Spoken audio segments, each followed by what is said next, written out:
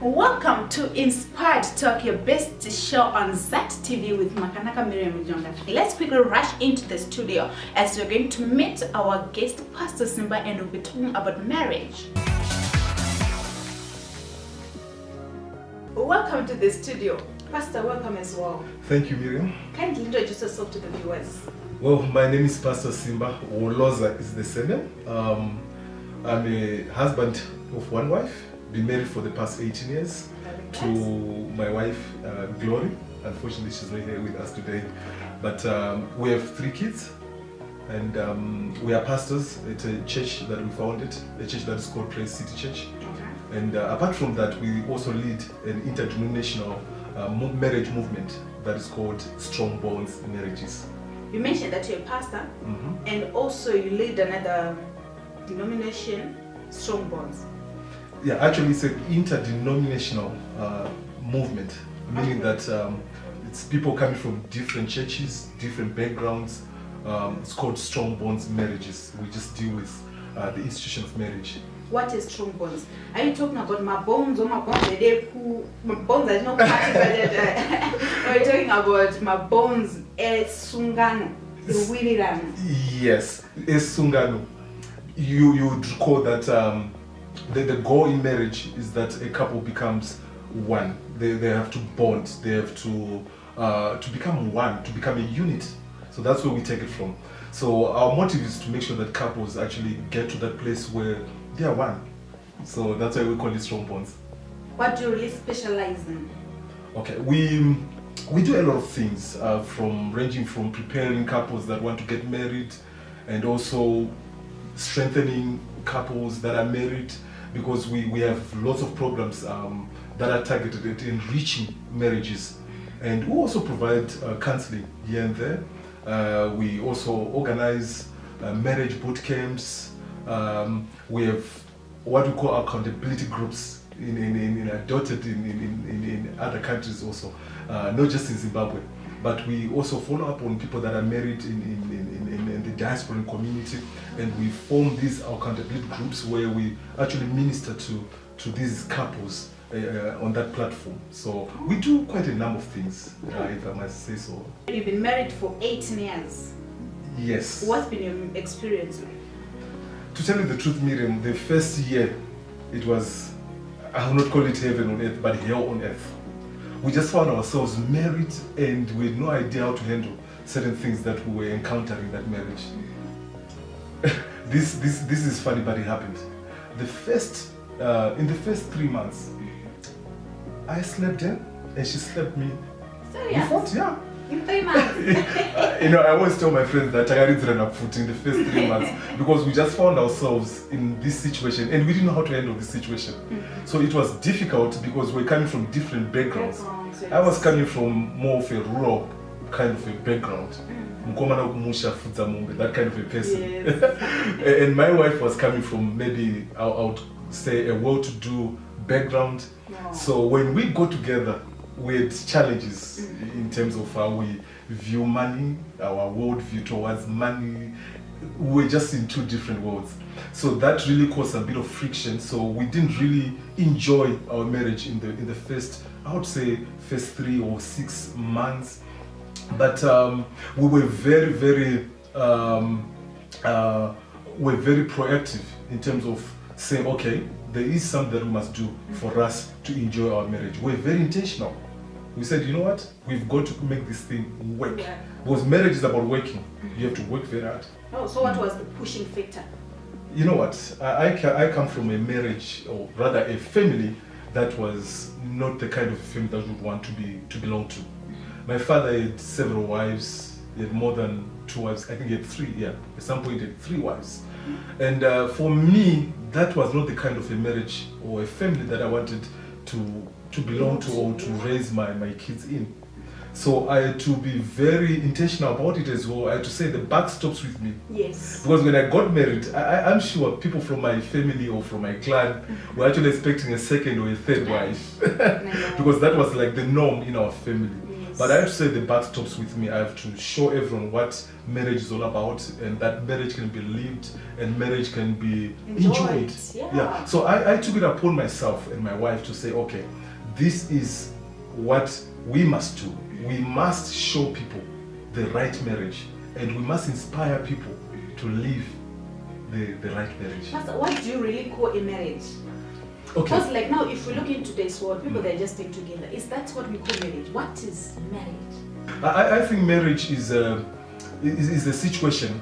I'm not going to give you a technical definition, but to say it's a situation where you have two people that have come together and they have one common goal, and they know the intention of God concerning their marriage, and they are staying together. They have one goal, they have one vision, they know where they are going, and they are living in harmony, and they are also practicing the principles that were set out by the person, in this case it's God, who initiated the institution that is called marriage.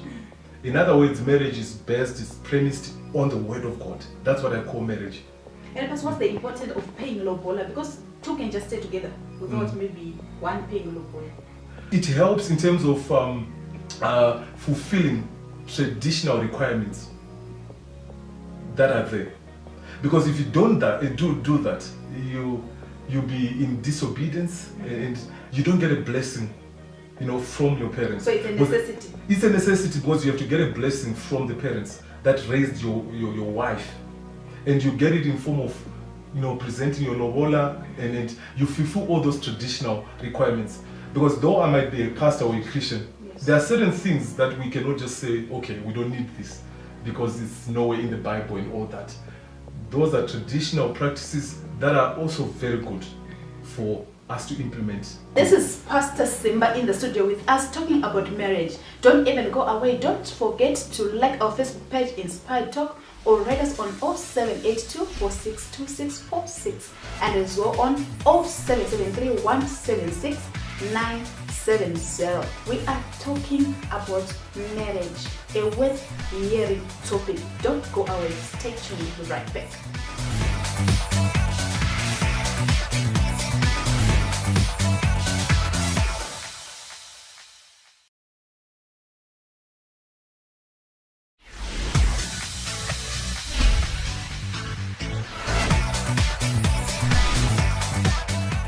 You were sharing with me about the pillars that makes a marriage work.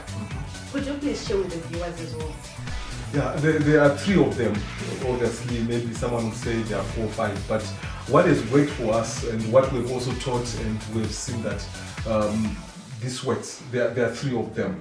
The first one being the pillar of strength, of preparation. Yeah, I think for one to enjoy their marriage and for their marriage to last, there should be the element of preparation. So I would urge all the viewers out there that if you are married and you have not gone through preparation and you're finding difficult to stay in that marriage, consider going back again to go and get prepared. Hey, to go back on the drawing board. I would recommend that because it's very, very important. The preparation is very important. You know what they say in Shona Kutanzi, so we try to correct, especially at that foundational level. So we do it via coaching. Some would call it premarital coaching. Some also call it premarital counseling. But all that is just preparing one so that when they get married, they know exactly how to handle situations in marriage. And maybe at what age can I start to prepare? Okay, if you are a single person, you are considering that one day you want to get married, you should be learning about marriage now. It's very important. Don't say, I think that's the mistake that most people do. That's true. Yeah. Then secondly, we have a group of people that are engaged to marry. People that have a certain timeline to say, okay, I'm going to get married on such a day. My wedding will be on such a day. Those people now need to come up with, a time where they actually need to find someone who can train them, who can teach them on what to look forward to in marriage. Maybe I'll just mention a few things that we touch on when we are preparing people for marriage. Number one is to understand what is marriage. You don't want to get involved in something that you don't even know what it is. That's true, yeah. So it's very important that we define what marriage is. Number 2, You also need to know what is my role as the husband.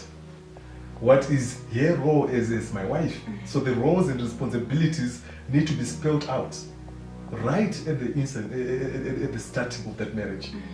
You also need to learn about how to handle finances in marriage. I'm sure you know, a lot of people fight over money, and Yes. in most cases, it's not because they've not been prepared, because they're coming from different backgrounds. They have different approaches, or what we call financial styles. And most marriages, they fail. They fail because of that. Simply because, Miriam, you are a woman, you have a different financial style from your husband. If you give your husband $100 and he goes into a shop, and you also get $100, you go into a shop, you are likely to bring different things from the shop Definitely. because of your different financial styles. Definitely. Because you're a woman, you bring your cosmetics. Because as a man, you bring gadgets and all that. So when you are being prepared for marriage, all those areas are addressed. You are made aware of those areas. So it's a really important phase to go through. You've got to be trained financially. Yeah, you've got to be trained financially, because if you don't, you are going to do what we call financial cheating. Oh. No one told you that you should be open when it comes to your finances. Okay?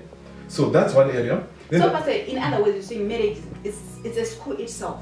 it's a school. That's the other definition of marriage. You asked me in the beginning when you said that what is marriage. Yes. Marriage can also be defined as a school. Once you get married, Miriam, you're actually enrolling into this school. And unfortunately, you don't graduate. Every day you're learning. That's true. So apart from finances, obviously we'll teach you on how to handle in-laws. We'll prepare you for that. How to handle your in-laws. I think it's a very important subject. It is. It's a very important subject because many people fight over that. Yeah. True. We also prepare you in the area of intimacy itself, forms of intimacy. We're not just talking about sexual intimacy, but other forms like work intimacy, intellectual intimacy. We talk about all those things. Okay. And nowadays we're actually teaching about technology and your marriage. Social networks, Facebook, WhatsApp, how do you handle that in marriage? Really? So this is all covered under preparation. Oh, amazing, Pastor. So there's preparation, pillar, and another pillar. As you said, there are three. Yeah, the other one is strengthening. Strengthen. Yeah. Now, with strengthening, you have no issues, there are no problems in your marriage, but deliberately you say to yourselves, we need to enrich ourselves. So strengthening is about enriching your marriage. Deliberately say, okay, once every year or once every month, we need to attend a marriage conference, or we need to read a book about marriage. You have no issues, you have no problems, but you just want to be a better person in terms of your understanding. Just to beautify your marriage. Yes. So you strengthen yourself through your associates, your friends. I can tell you one thing, Miriam, I'm not a prophet. But if you show me your friends, I'll show you where your marriage is heading. That's true. Your associates. So they have an impact when it comes to how they enrich your marriage. And also programs like marriage workshops, marriage seminars, marriage boot camps, all these actually help in strengthening your marriage. But so, Pastor, of course, we have to attend my marriage seminars. Those events are no asimbise in Biden. But at the same time, pano kwanisa kuti kakusanzwanana whereby you want to attend that seminar. But your other partner aasi kuona kukosha kwazvo ndinoiendla sei. Miriam, you are putting me on a tight spot. I think all the men out there will not like this. Okay, men biblically are the head of the home. Yes. But let me tell you one thing again, that the head itself, it has ears, Yes. it has eyes. Yes. So we have men that just boast and say, "Dini murume, dini baba, I'm the head." But they forget that these ears need to hear. Yes. So as a man, you then need to avail yourself, for such programs where you can actually increase your knowledge using the ears that are in the head, the eyes that are on the head. They need to see something, you need to learn. So if you are the head of the family, you actually need to be pushing when it comes to going for counseling or marriage enrichment. Yeah, you're right when you say most. In fact, it's most men. Yeah, They don't want to go. I'll skip to say so. I knew you. Yeah, but that's the challenge. But I'm just encouraging the men out there that it's not a sign of weakness going to a seminar or going to sit under someone, because I tell you, it's more expensive to divorce than to just go and attend a marriage seminar. A marriage seminar will just cost you $20 for the two of you. Maybe you have bride and the talk and all that. But I tell you, the divorce lawyer's bill is much, much higher than that. So you'd rather spend $20 on your marriage enriching yourself. I would also love to believe, Pastor, kuti zvinenge zviri nyore kuti kana mapa strengthening point pamene masvika zvinenge zvine kwazvakabva nako kana wakateera magwara amatauro tinomboenda papreparatory tokugadzirira kuti upinde mumarriage.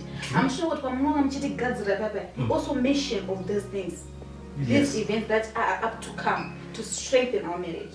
Yes, but no, we mention these things, but unfortunately people forget. They relax once they're in marriage. When the marriage is sweeter. But marriage is a school, You've got to keep on learning and learning and learning. I tell you, we've been married for 18 years, but there are things that we're still learning. There are things that we still say, oh, I didn't know about this until now. So you've got to have that mind that says, you know what, I'm here as a student of the school of marriage. Oh, yes, so that you become a better person. Okay, and the third one? The third one obviously is the restoration. Restoration, very important. Now, okay. Just right now,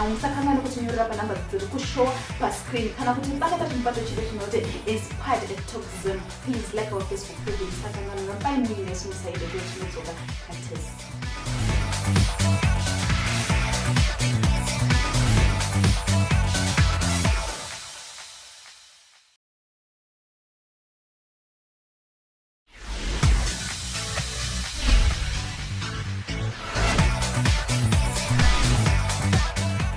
Welcome back, viewers. Pastor again, restoration. Remember the first one they're teaching, preparation. The second one, strengthening. Then the third pillar is restoration. Now, this is the pillar that provides for outside help. It is the pillar that provides for crisis counseling. Remember, on preparation, we're saying it's just you and your coach. You're being taught. There are no issues, you're just being taught. On strengthening, you could be maybe among a big group. So with crisis counseling now, what then happens is that after you've used and you've exhausted the tools that would have given you on preparation and on enrichment, for example, tools on conflict resolution processes. Okay. Maybe you've done all you can and mashkapa period where you don't know what to do. You then seek or outsource help from a marriage counselor. So that's the restoration partner, where you meet with a marriage counselor and then they take you through that process of restoring your relationship or your marriage back to its original position. So basically we're just talking about crisis counseling. Now, with us, black people, abantu mnyama,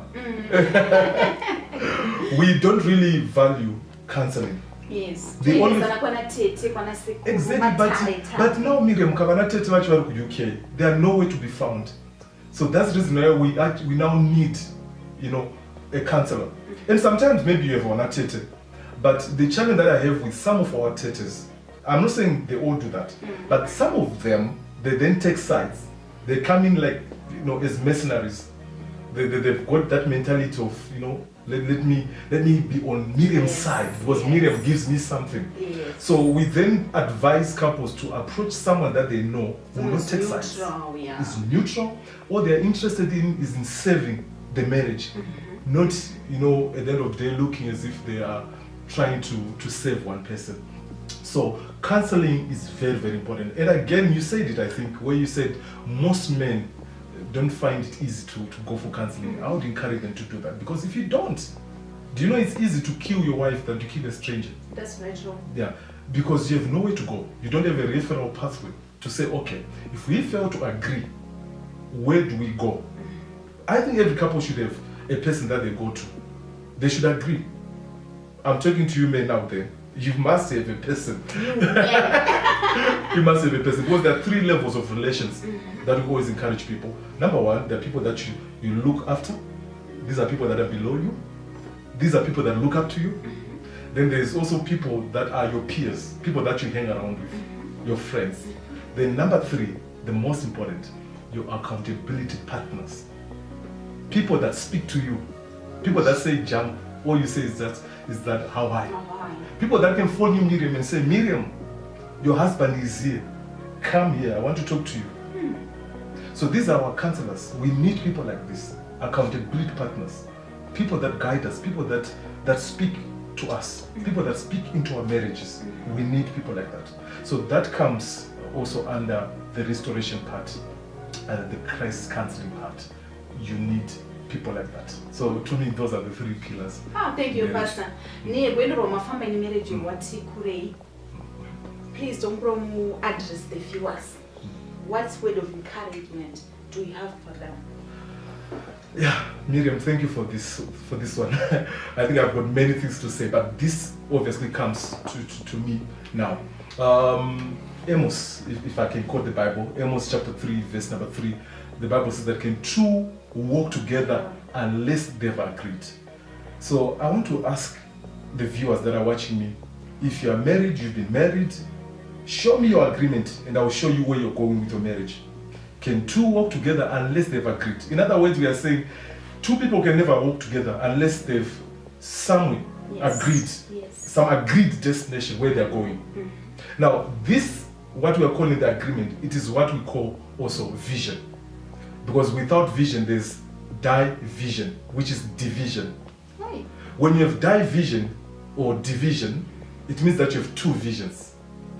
My vision, her vision, and these visions are not aligned. They have not become one vision. Remember, the goal in marriage is that we become one. And when we say we becoming one, we mean one in everything.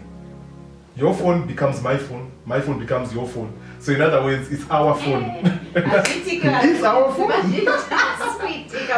Come on, it's our house, it's our car, it's our children. But it's my private. When it comes to phone, it's our phone. So okay, but what I'm saying is that we need to have one vision in the home. Because if we have 2 visions, then we have division and we have division in the home. So I'm challenging all the men out there to make clear the vision of the home. And when you are coming up with a vision, do it in consultation with your wife. Because this is what we call intellectual intimacy, where you engage your wife to say, babe, this is what we want to do. Do you think we can do it? And then at the end of the day, we must have a vision that we are both agreed to. You know what, Miriam, I've been to big corporates and small corporates. And one thing that you notice when you walk into those corporates is that you see the vision statement boldly declared. That as this organization, this is what we envision in the future. And these are corporates that have maybe 2 years, they've been in existence for 2 years or 1 year, but they've got a vision statement clearly cut out. So what pains me as a marriage coach is that the institution of marriage, that old institution, people have not valued the fact that they need also to spell out their vision as a couple or as a family. I've been married for 18 years. And I should have a vision for my family, clearly spelled out, displayed on my walls. When you get into my house, you should see that vision, that this is where the family is heading. Now, this is where most people are actually fighting over in their marriages. The reason is simple. The wife has no idea what we're trying to push for as a couple. So the last $100 that is in the house, she will take that, go and get a very expensive weave and use it up. And then the husband will come back and say, you know what? You used up the last money that we had in the house. Then the wife will say, but Daddy, I didn't know that this was the last money that we had in the house. I didn't know that we have plans for this money. She didn't know because the vision has not been clearly spelled out. That's why the Bible says that write down the vision, make it clear, so that he who runs with it will be able to read. So I'm challenging all the men out there. Do you have a vision written out, spelled out, so that your wife will be able to run with it? Your wife is a wonderful administrator, but she has no vision to run with. Pastor, my name. Because as also my right administrator, I should agree, I'm a lady. Sometimes we divert it. Yes, the reason why they divert it is because of poor leadership on my part. That's the reason why you find that most women, they actually hide monies from their husbands. Because they know that the head of the home, they misuse money and they're just not, they don't have a plan for money. So that's where you see a woman coming up with money after years and say, you know what, with this money piled up somewhere. Wow, that's what. Though we don't encourage that, because we encourage financial intimacy. But financial intimacy works well when there's a very clear vision to say, okay, this is what we want to achieve. After 2 years, after 3 years, we want to buy our own stand, we want to buy our own house. That vision should be very clear. And that vision can only be clear when it's shared through communication. Communication, financial communication, when you have financial meetings in the home. We do it at our workplaces. Why don't you do it in the home? That's true. Why don't you sit down and say, okay, let's have a financial meeting? Why should we do that? Wise words indeed, Pastor. Hey, that was really remarkable. I'm sure you have to come back next time again in the studio because teaching ukisa ikipanela wana zoti tichine mfunze kukwata mwana yatukuda tiunze titsanangure tikurukure nezvayo. But for now, viewers, we thank you for your support. Keep watching Inspired Talk every Saturday at 11:30 on your best TV channel in Zimbabwe, ZTV. For sure, marriage is a school. It's a learning process. But don't worry, you'll get there.